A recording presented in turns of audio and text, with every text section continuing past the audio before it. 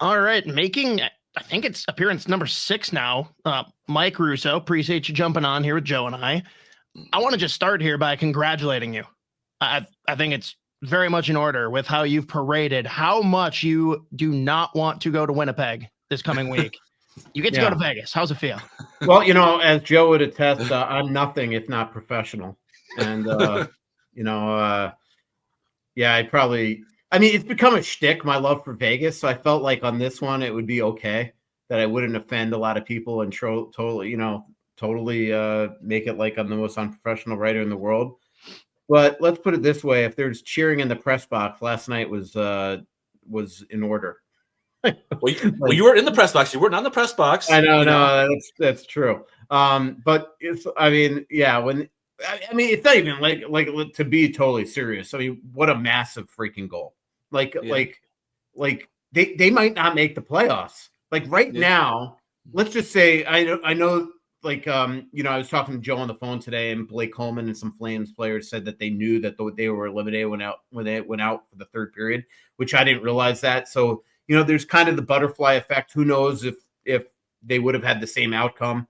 I would think that they would have. But if Ek doesn't score that goal, the Wild are sitting here today on a day off, going to practice tomorrow, knowing full well that they might have had one of the most epic collapses in history. To go from first place in mid-December to not making the playoffs, because LA has nothing to play for tomorrow night, and that would be the worst. They'd be sick to their stomachs today. But what a massive goal by Eriksson. And then for it, just everything aligned perfectly. Like, one thing that has bothered me a lot down the stretch here is how the Wild really screwed the pooch in the last 3 weeks, right? This was supposed to be an unbelievably ceremonious ending to Marc-Andre Fleury's regular season career, where he was supposed to start that Anaheim game. We were supposed to see Zeev Buium make his NHL debut against Anaheim, but the Wild put themselves in a position where they couldn't start Fleury on what was it yesterday? Saturday. Tuesday. Couldn't start him on Tuesday. Couldn't start him on Saturday. And then, Zeev, we obviously don't see make his NHL debut. And then they blow the lead in the third period, because the entire time I've been saying to Joe the last couple of weeks, like, if the Wilds are locked and loaded or they're up 3 or 4 goals going in the third, I've been hearing that they were thinking, let's put Fleury in for the third period or the last TV timer out or something. But if they don't blow that third period lead and then get the tying goal, they don't have this incredible ending. What a perfect way for Marc-Andre Fleury to go out, and for Gustafsson to just be so in tune.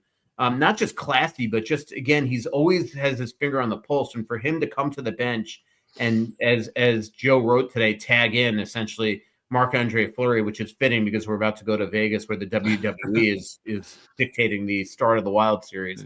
It's just what a perfect ending. I mean, it was just so much drama. Like, biggest goal, in this season's history by far by Eriksson. And then Boldy caps it off to give him this unbelievable finish to his regular season career. It was really an amazing, as frustrating as that game was for, I'm sure, the 19,000 fans there. I'm sure there's nobody that was in that building that left there completely unsatisfied. Actually, Mike, my buddy who was at the game with me left with 2 minutes and 30 seconds left in the game. Oh my goodness! How do you do that? Because he's an idiot. He's gonna listen to this and he will raise his hand. Game at 82. Like, we should do a feature on him in the Athletic of the idiocy. How do you leave? It's 2-1 game. You leave with 2:30. Mm-hmm. You have to beat the traffic by that much. He would be a fascinating case study for an article sometime this summer when you guys have nothing else to do. But beyond that point, did we get like one of the greatest assists ever on that game-winning goal that no one will ever talk about because Marc-Andre Fleury overshadows all of it? Yeah, I mean, exactly. You're talking about JoJo? Yeah, it was awesome. Johansson had an unbelievable game. Johansson, other than that Calgary game and the Islanders game, really has had a great last month of his season. And it was awesome. But you know what? I mean, how about the plays made on the tying goal?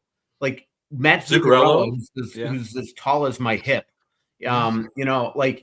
He goes in there and wins the puck battle, and in one touch gets it to Boldy in front, who immediately puts on through traffic, and then the Boldy just pops it over to Eck. Like it was. I felt bad it was buried in my game story. I felt bad it was buried. Just like, by the way, this biggest goal in Wild season history, but just really good. But Johansson's been really quality for them for a while, and there's a lot of guys playing really well, like Brock Faber, absolutely delivering the last 2 games.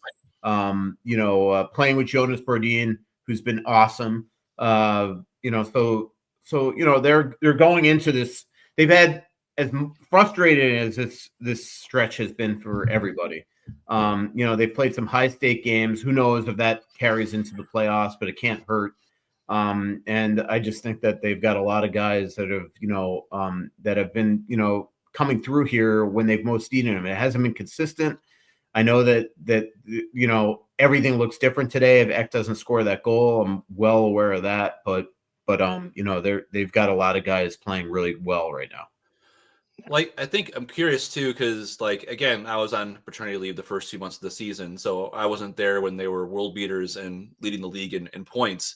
And it's been made several times that this is the first time they've been healthy and together since November 11th, right? Like, to you, Mike, how healthy does Eck and Kaprizov look? Is in this healthy lineup, can that rekindle what kind of the mojo that group had early in the year when it felt like they were never out of a game? Yeah, I was just having a conversation with somebody that's high up with the Wild, and we were talking about Eriksson Eck, and I said, as much as it sucked the last 2 months, and I know that a lot of people in the organization was upset that he had to be out of the lineup because of this injury, it was a blessing in disguise because, as this person said, he has been dealing with so many little things because of how he plays, and it was a blessing that he could heal everything. And I think that's part of it. I think he is 100% healthy and is absolutely made up for lost time. Like, he looks rested. Kaprizov, I think, is still working out the rust a bit. He admitted that the other day. We had an interview with him in Vancouver the other day, Joe, that was as refreshing as we've ever heard him. I mean, he talked openly about how bad he was in Calgary and how you guys could see when I'm just not feeling good. And, he was feeling good that game in Vancouver, and I thought better last night, but still a little rusty. This is going to be a really valuable week for the Wild. They'll take today off. They'll get 2 or 3 days of practices in. I would think that they'll have, maybe an optional Thursday, a full practice Friday, and then another full practice Saturday in Vegas. I think a lot of guys are going to be able to ramp themselves up, and we're going to see Kaprizov. The one thing that I'll say is, as bad as Kaprizov was in that Dallas series because of rust, of missing the last month and a half essentially with the injury that he suffered in Winnipeg. The series before that he played in St. Louis, he was their best player. He absolutely was terrific. And so we've seen the best of Kirill Kaprizov and the worst of Kirill Kaprizov in the 2 playoff series that he's going to be in, that he's been in. And I just think that we're going to see a real quality player here come playoff time. A guy you've seen a lot of big goals from, I think we were wondering, would Matt Boldy step up when Kirill went out, right? And I think there was long stretches of time in that second half of the season when there was some lengthy goal droughts for Matt Boldy, right? And I think we were wondering, okay, this is a time where you're another star on your team, right? A guy who Bill Guerin said could be a 50-50 guy needs to kind of come through. And there was some rough times there, but look at his numbers now. I think 10 game-winning goals this year, number 2 in the NHL. With all the moments he's had in the last 3 weeks, how would you put into perspective kind of where he's at now with his game? I know you're writing a story about that too coming up. Yeah, 2 shootout game deciding goals in addition to those game-winning goals too. He has stepped up here big time in the last 2-3 weeks, and we're starting to see his maturity just kind of blossom. Marcus Foligno talked about that in that game after the Islanders game when they closed the room for a bit before we got in there. One of the biggest voices in there was Matt Boldy. And, when you're 24 years old, it takes a while to feel like one, to get comfortable, 2, for you to feel like you are allowed to essentially step up in the locker room and call yourself out, call the team out, call individual players out. It takes a while. And, he's earned that right. He is one of their best players on the team, certainly one of their highest paid players on the team. and he's a big contributing factor to what's going on with this franchise. And then he does that, and the next night against Dallas, when they're playing one of the best games of the season, but Jake Ottinger is closing the door, who scores the huge goal in the third period? It's Matt Boldy. And he just has continued to be that guy right now. Sure, like the entire team, there have been times where he hasn't brought it. But what I love about his game right now, and especially that goal against Dallas, is that he's going to the guts of the ice. He's going to those places where Marco Rossi goes all the time, or Joel Eriksson goes all the time, and they're able to flourish in those situations. And we're seeing Boldy now get to the inside. And a big storyline coming into this postseason will be, can he continue going into the playoffs? I mean, this is somebody in his first 2 playoffs. I think he has only 1 goal. And Bill Guerin has bemoaned the fact that we haven't seen him get to that new type of player that you have to be to score in the postseason. And I think we've seen that from the 4 nations on here, that he's getting to the harder areas of the ice to score, that he's not just always perimeter and things like that. So we'll see, where he plays on the power play. I think you and I both don't love him at the point on the power play, Joe. I think he'll start there, obviously, in the playoffs if they continue with the 5 forward power play. But then the question is, if they fall down in the series, when do they pull Zeev Buium out of the bullpen? At some point, we're going to see him debut. I think so. I think so too. I can't remember who it was. I got to look back on it, but I don't remember if it was Kalen Addison. Somebody for the Wild debuted in that Vegas series because Carson Soucy tore up his shoulder or broke his ribs or something. It was horribly painful injury, and somebody came out. Was it Addison? I think that was before Addison. Yeah, I'm trying to think. Yeah. Somebody came out in that Vegas series. So I think that we're going to probably see Zeev Buium as well, get a look at some point.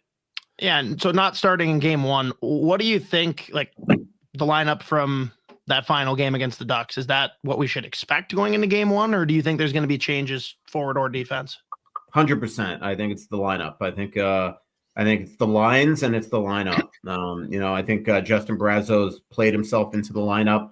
I know that bothers some Wild fans that really have liked Vinny Hinostroza's game. The problem with Hinostroza, he does not take care of the puck well.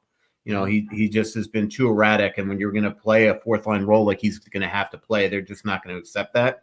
But, again, if you want a momentum shift, you want to add some speed, some offense, having Vinny Hinostroza come out of the bullpen in the playoffs won't be a bad thing at all. But he's performed well. But I think that this is the lineup going into the playoffs.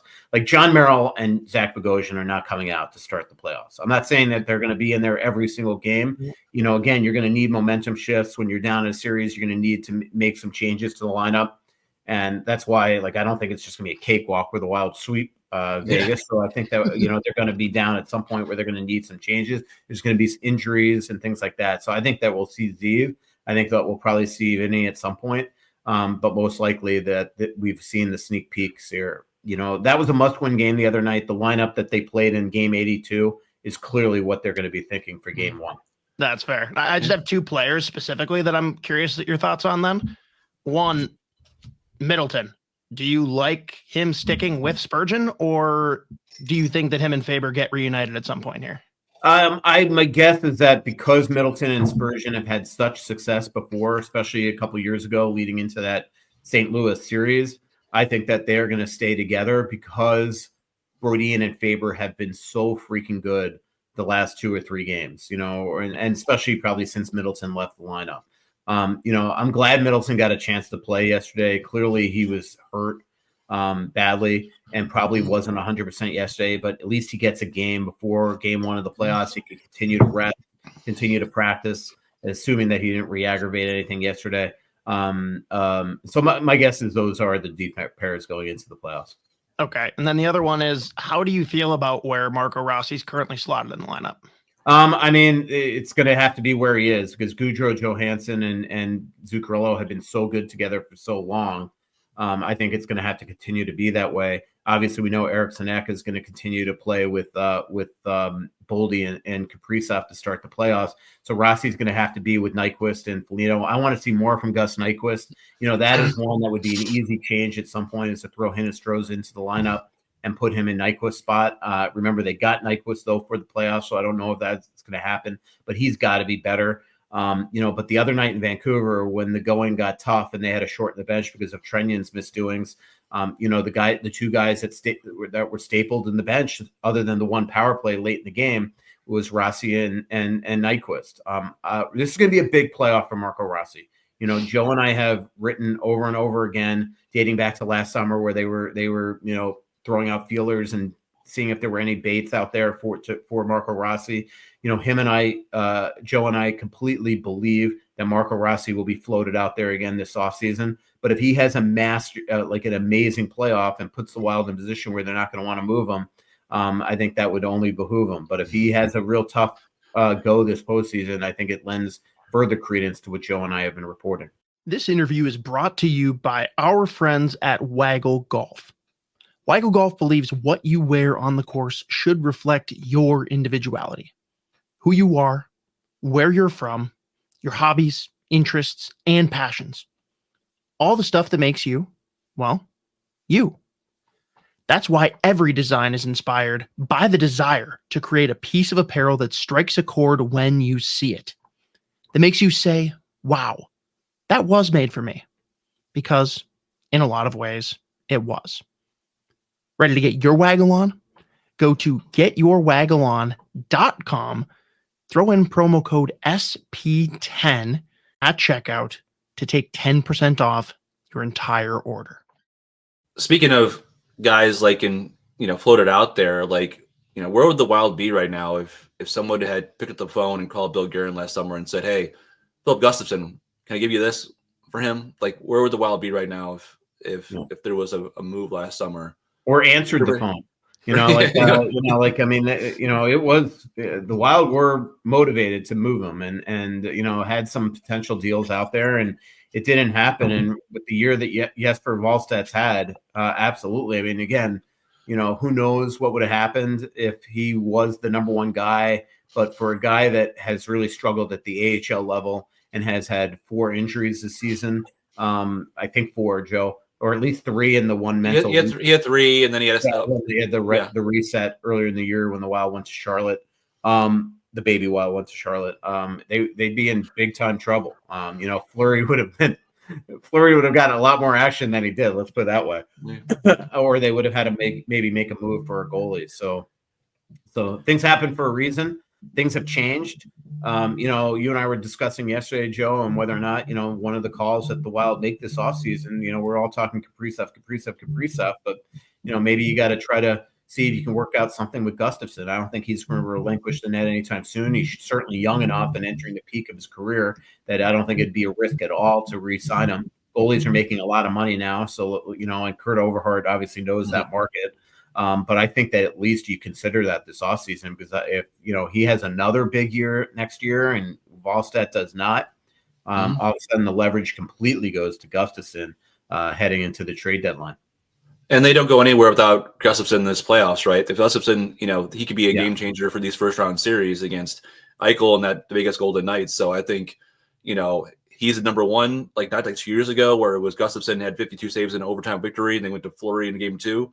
This is Gustafsson's net in the playoff series against Vegas, right? So he's not handing it over to Fleury in third period of game 1, so it's not going to happen that way. But it has been impressive to see what he's done this year, and not just physically be in shape going into the season, but mentally handling all the grind. I mean, you've talked to him too, Mike, about giving up goals and not letting it bother him or having a bad outing and bouncing back from it. I think that's what makes a really good number one goalie. Yes, totally agree with you. And, I'm not saying that we're not going to see Fleury again, but it could be mop-up duty in a game that gets away. It could be an injury. Even if they were down 3-0 or something, I just don't see Gus is clearly their guy. There's a reason why, Fleury was essentially stopped being used in the second half. I don't think it was really warranted, but I think that they felt like if they had a chance to make the playoffs, they were going to have to ride Gus. And for that being the case, we know that Gus is the number one from start to finish in the postseason, as long as he's upright. Yeah, fair. People have already jumped on the low-hanging fruit here, Mike. 3-0 this season, Vegas against the Wild. So clearly we've got no chance. There's a lot more that goes into that. Initial impressions that you guys have, I know you'll go way deeper in some of your columns and some of your colleagues at The Athletic, but what do you look at in this matchup? What stands out?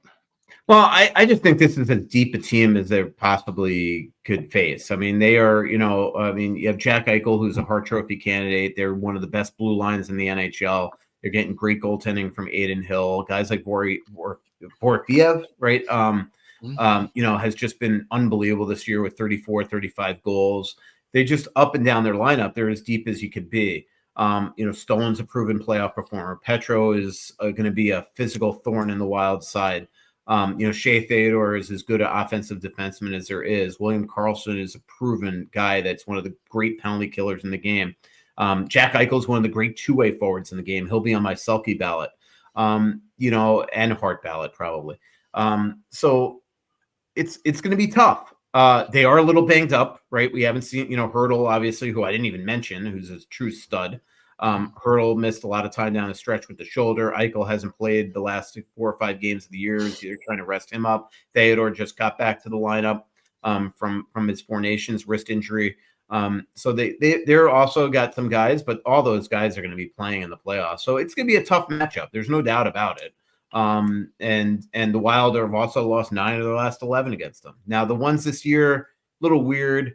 Not that you can't win on the second of back-to-backs, but all second of back-to-backs with tough travel, like the last one they played where they're in Dallas and come back to play the next day. When Kaprizov and Eck are out for exactly. So I don't know how much credence, how much stock I take into this year's games, but for a team like the Wild were the last team in the NHL to lose to Vegas when they were an expansion team. Like Vegas was the Wild patsy, and this is a Vegas team that was good right out of the hop, but they could never beat Minnesota. But it turned belly up for the Wild big time here the last couple of years, 3 years.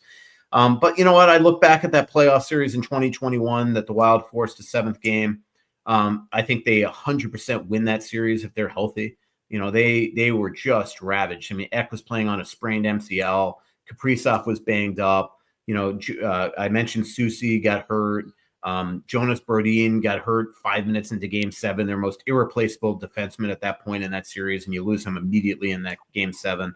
And that was another series. That's 4 straight series the Wild have lost in the first round where they actually had a lead in the series, and that was the first one. They had a lead in the Vegas series, a lead in the St. Louis series, a lead in the Dallas series, and the series before that as well. So, that's something that, don't jump for joy yet if the Wild jump out to a 1-0 lead in Game 1, that's for sure. Well, and that's like my question too, is like, I know it's all intangible and kind of up in the air, I guess, but they've had leads in previous series before. Like, does kind of the adversity or the experience or the scar tissue they gained this year of what they've been through maybe help them be a little stronger mentally, physically, just like anything in that essence of if they get in that situation again against Vegas that might be able to help them out? Like, is it all kind of, there's something to that? I think, I wonder if, like, not that they're going to go into the cup, but I'm saying I wonder if in a series like this, all of a sudden they have this experience from this year where they found a way that they can maybe have a little more, like they said, choose their heart this season, that they've been able to handle it better. Yeah. Well, I definitely think so. I know that a lot of people think that resiliency, adversity, or just baloney, cliched words in pro sports, but I do think there is something to it. Like Faber after the game in Vancouver the other night, I asked him, like, talk about a game where they had everything against them. It's a must-win game. Okay, they're down 2-0 in the third. They are without Middleton and Spurgeon. They're playing a guy named Cam Crotty that everybody had to Google, including the coach. Then they lose Declan Chisholm for the entire second period. Then Faber scores, and they have the most bogus quick whistle in history that Faber would have scored the tying goal on the same shift. Yeah. And yet they overcame all that and won. And Faber said afterwards, like, adversity shapes a team. And what team in the league on the ice, I'm not talking about like what Columbus has had to deal with this year and all that stuff, but what team in the league on the ice this year has had to deal with as much adversity as this team? Just over and over again, injury after injury after injury. Most man games in the league, if you take out Gabriel Landeskog, who, just gave them 82 right at the beginning. This is somebody that hadn't played in 3 years. So I kind of, discount Colorado. Not that Colorado didn't deal with adversity this year, but I just think that when you're a team that's already 15.7 under the cap, and you're without Kaprizov and Eriksson for as long as they were, Kaprizov missed exactly half the season. Eriksson missed 43% of the season. Brodin missed 32 games. Spurgeon missed the huge time with the injury that came on the dirty play against Nashville. Middleton had the broken wrist and dealt with what he was just dealing with right now. Jacob Lauko was out over and over and over again. It's just been nonstop. And yet, look at their final tallies, right? I mean, Goudreau, Faber, Boldy, and Rossi, the only three guys that played 2 games, I think. Johansson didn't miss a lot, but there've been just a lot of guys out of the lineup. And I just think that it does help you. Now, does that help you in a 7-game series against Vegas? Who knows? But I think let's put it this way. If they're down immediately in a game or things like that, the one thing that we know is that this team can rally. We've seen it over and over again this year. They've come back from 2 goals down myriad times, multiple times. So, I think that, do I think they're going to win a playoff series? I don't know. I mean, we've seen so many clunkers, them going to Long Island and going to Calgary, even last night, not being able to take care of business against an Anaheim team that they should easily beat. Now they're going up against one of the formidable contenders in the West. I think it's going to be hard for them, but I definitely think all this helps. Final question brought to you, as always, by our good friends at Waggle Golf. First, make sure you head over to getyourwaggleon.com, throw in promo code SP10 to take 10% off your entire order. I guess it's a little bit of a double up, but predictions, round table, all 3 of us, the Wild quarterfinal series and your Stanley Cup final prediction. Oh man, Cup final is so hard right now. Yeah. I'm gonna go Vegas in 6th, and for the Cup final right now, you give your Vegas selection there, Joe, and I'll come up with a Cup final. I'll go Vegas in the 7 actually, because I know Mike wants a couple of trips to Vegas, maybe 3 trips to Vegas, so we'll do Vegas in 7. And I think it is a Tampa Bay and Dallas final. And I think that the Dallas Stars find a way to finally get over the hump. Yeah, I wish I went first because I would have gotten something similar. All right, now I can't go Tampa Bay. We're going to go Toronto. How about that? Oh, Toronto. But we're going to have them lose just to keep the devastation alive. course. We're going to go Toronto, and we're going to go Vegas. Okay. I'm with Joe. I think Vegas in 7 for the series. And I don't know, maybe you guys will think I'm out to lunch, but I think in a weird twist of Rantanen Bowls, we're going to get Carolina over Colorado. That would be pretty cool. That would be a weird twist. And Landeskog being back is going to really be interesting. They're really, Colorado's really good. That series with them and Dallas is going to be just insane. A lot of good series to start. Yeah. I just like their depth down the middle that they added at the deadline. I think it's a completely different team. Yeah. And I like Carolina's path, if I'm being honest. How amazing would it be if Toronto went to the Stanley Cup final, though? That'd be, oh my God. Losing game 7?